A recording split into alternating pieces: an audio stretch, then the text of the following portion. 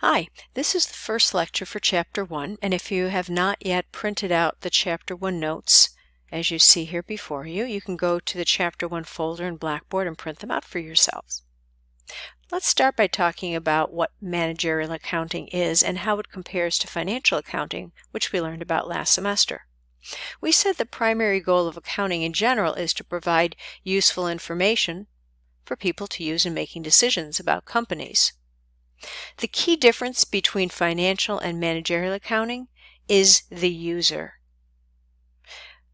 What we learned in financial accounting last semester was that financial accounting was focused on people outside the business, external parties such as investors, potential and current investors, creditors, both potential and current creditors, and regulators such as the Internal Revenue Service or the Securities and Exchange Commission. Managerial accounting, however, is information that's geared toward internal business users. So that might be the owners of the business or managers of the business, employees of the business. And instead of using the list that we see here in front of you, I'm going to go to page 5 in our textbook. And you can access your textbook by clicking on the link in the Chapter 1 folder. Okay, so first we see under the category of user perspective what we've already discussed. Financial accounting is geared toward external users, and managerial accounting is geared toward internal users, people inside the business, and this is usually proprietary information and is not shared with outsiders. The second category with which we can compare them is the types of reports.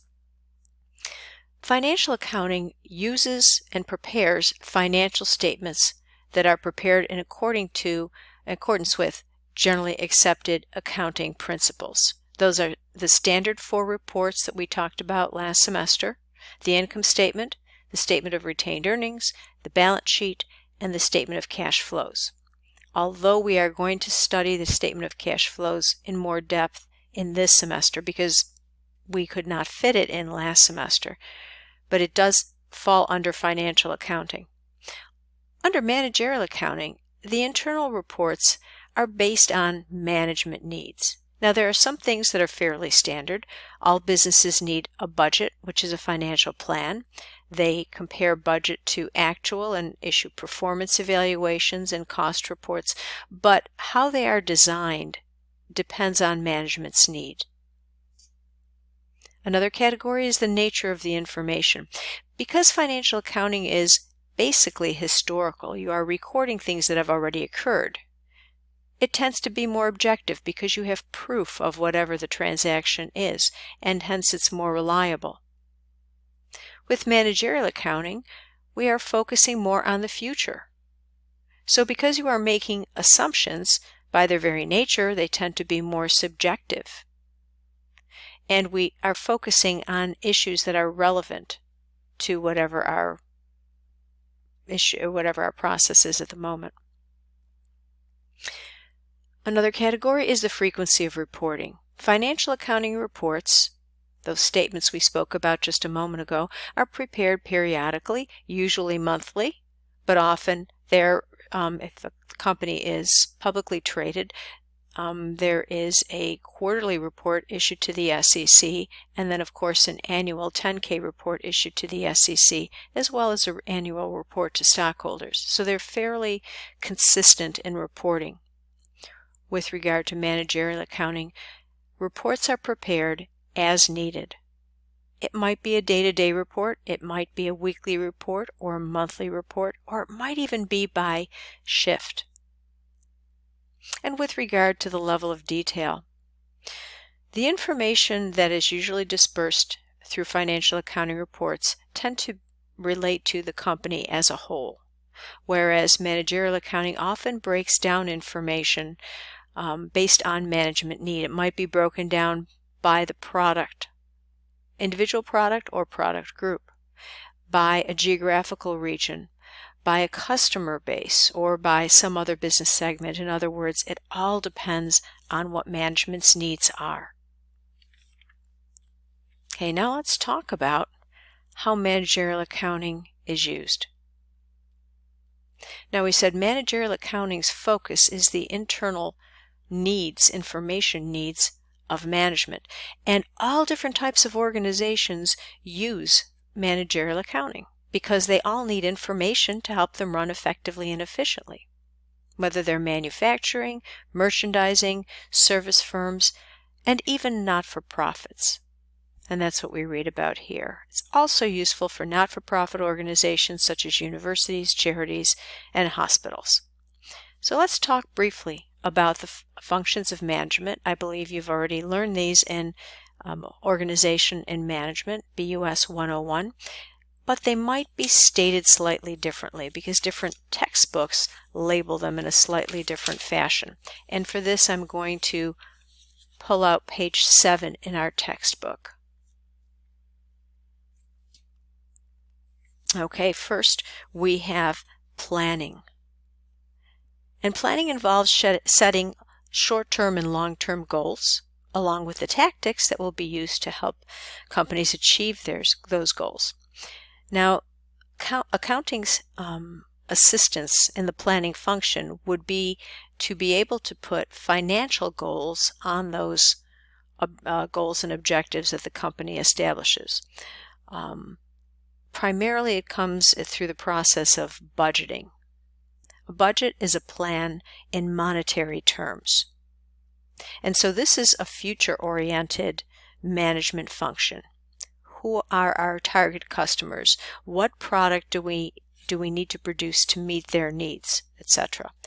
And accounting gets involved when we need to put numbers onto those plans. The implementation function is putting the plan into action and then motivating others to work toward the plan's success. So managers lead, direct, and motivate others to achieve the objectives that are contained in the plan. Those are usually called operational type decisions. So, from whom should I buy supplies? How many employees should I hire? And accounting can assist in helping make those decisions by providing reports and answers to management's questions in terms of information. Our third function here is the control function, and that involves comparing actual results to planned results to see if those objectives are being met. So we might compare actual production to planned production, or actual sales to planned sales, and then we have to decide, do we need to take any action to either meet the plan or adjust the plan? And accounting can prepare reports called performance reports, which help management understand whether they are meeting the plan or not.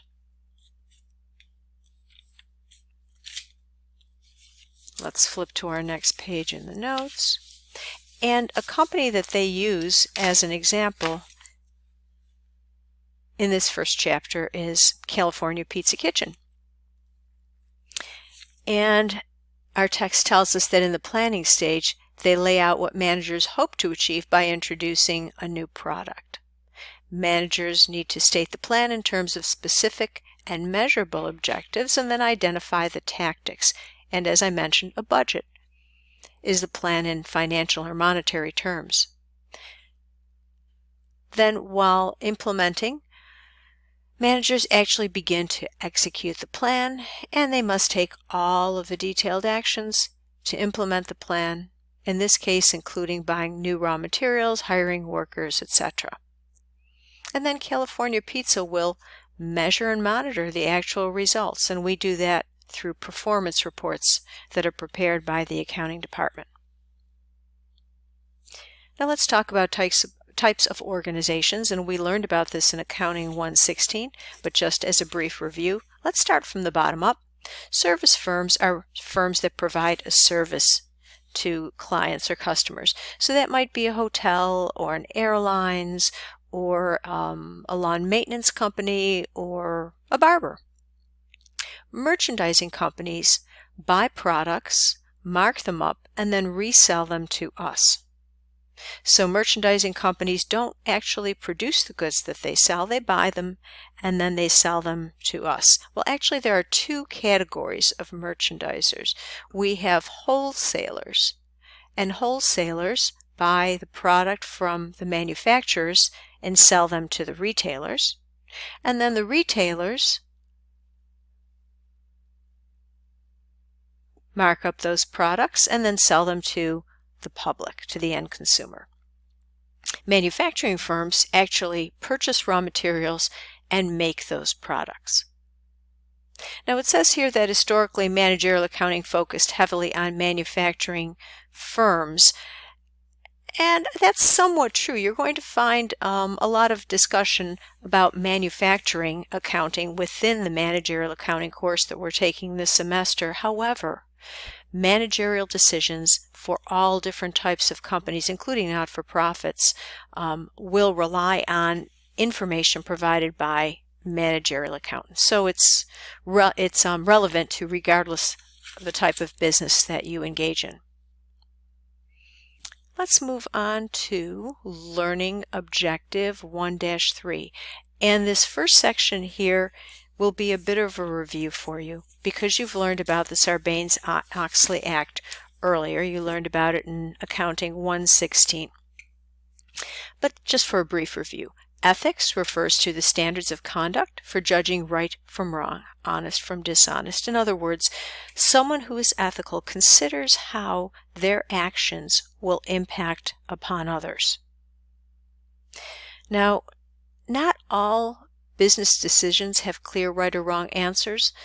Sometimes it's important to consult accountants and other managers to weigh the pros and cons of alternatives. Now, back in the early 2000s and late 1990s, there were a lot of frauds, some very high-profile frauds. There was Enron and WorldCom and HealthSouth and Parmalat and Adelphia and Tyco, quite a few of them. And investors were beginning to lose confidence in the companies that they were investing in and in the financial reports that those companies were producing because they weren't accurate. They were purposely being misstated. So Congress enacted the Sarbanes-Oxley Act, actually it's a law, of 2002, primarily aimed at renewing investor confidence in external financial reporting. In other words, those financial statements or reports. And if you remember back from financial accounting, we learned about the fraud triangle. We said that for fraud to occur, three things need to be present: an incentive or motivation for the person to commit the fraud, an opportunity to commit the fraud, and then a rationalization on the part of the person that somehow allows them to proceed with it even though they know that it's wrong.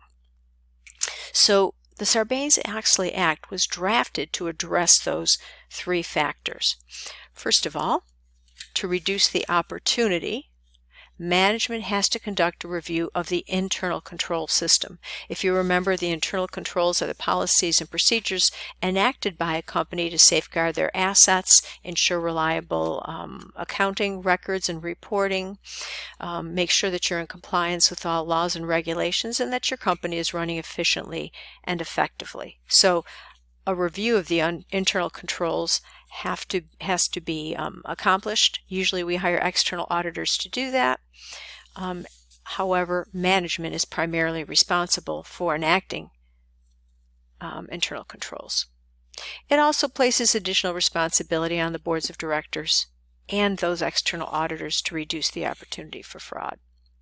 Okay, now how do we counteract the incentive or motivation? Well, the Sarbanes-Oxley Act has required stiff penalties and also jail time for those who commit fraud, and in some states is equivalent to that of manslaughter or greater. And thirdly, to counteract the rationalization, the ability of some people to convince themselves that the act that they're doing should be undertaken regardless of the fact that it's illegal.